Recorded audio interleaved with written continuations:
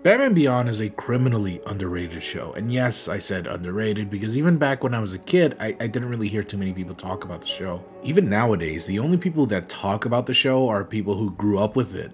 Well, I mean, I guess that's the same with media nowadays, but even more popular media has its fair share of newcomers who've only just discovered the show, or game, or whatever piece of media just recently. It was written mostly by the same people who were behind the Batman animated series, which was, and still is, considered one of the best animated series Batman ever had. Yet Batman Beyond, or as it's known across outside of North America as Batman of the Future, never really got the recognition. It's a shame too, because to me, it always felt like the perfect sequel to an amazing cartoon. It stars the titular character Batman, also known as Terry McGinnis. He's a nice kid with a zest of comedic flair and a heavy sense of justice. He's not like Batman, who's 100% serious and sometimes unempathetic. He cares a lot about the people of Neo Gotham, even the villains sometimes. That's what I like about him. Otherwise, he would have been just a pale knockoff of Bruce Wayne. The show was written incredibly well, and it can be very serious and dark, with a lot of respect towards the franchise, aging up the more prominent franchise characters if they're not already dead, and giving them appropriate conclusions. Like, of course, Bane would end up like this after years of abusing Venom, and of course the Joker, though dead in the series, ended up influencing future generation of mobs and gangs, which I feel is very realistic. Also, this show predicted furries. No joke, they really did. It's a very well thought out show, and honestly, even though this was a kid's show, it was brutal sometimes. That brings us, of course, to the Earth Mover, an episode that I got a few requests from. Personally, if it were me, I would have requested that one episode where the guy phases through the floor forever until he reaches the center of the Earth. It's terrifying. Holy shit, I mean, Jesus Christ.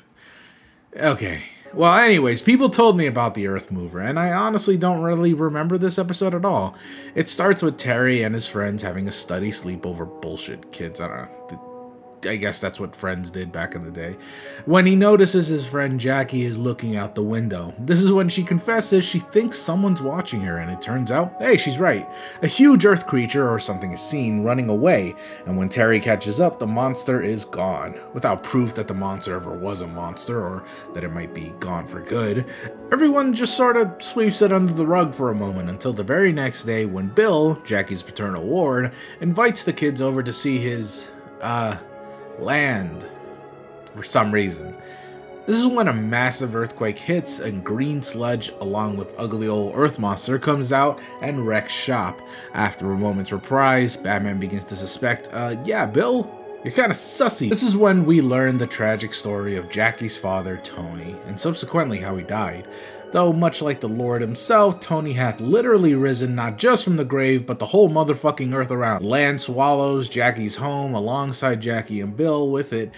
And it's here where we see a pretty cool segment where the house itself is underground, all dark with no sky whatsoever, and instead covered in dirt and earthworms. It's awesome, and I think it's incredibly eerie. You can't help but have this sense of dread in the pit of your stomach as all of this is leading up to possibly the scariest looking Batman Beyond villain in the entire series.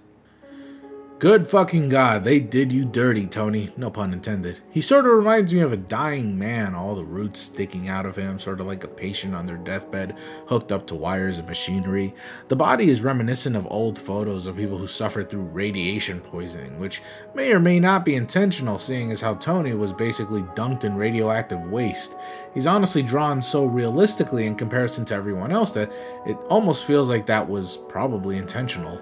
Also, sort of reminds me of Hikashi Auchi, the most radiated man in the world, who was pretty much reduced to nothing more than just bones 3 months after his nuclear accident in the Tokoi nuclear power plant. Don't Google his name, by the way. You'll see some really graphic photos of him after his exposure, though if you can stomach it, you'll see what I mean. The rest of the episode from here is sadly not that good. It's just one huge action scene, you know, typical late 90s, early 2000s cartoon stuff where they don't have enough time to resolve everything, so let's just fit in a bunch of stupid action scenes so kids will buy action figures in video games. It's a shame, because this one segment where they're just underground and the confrontation with Tony should have been more explored, but nah, fuck it, we gotta sell toys, baby. Oh well.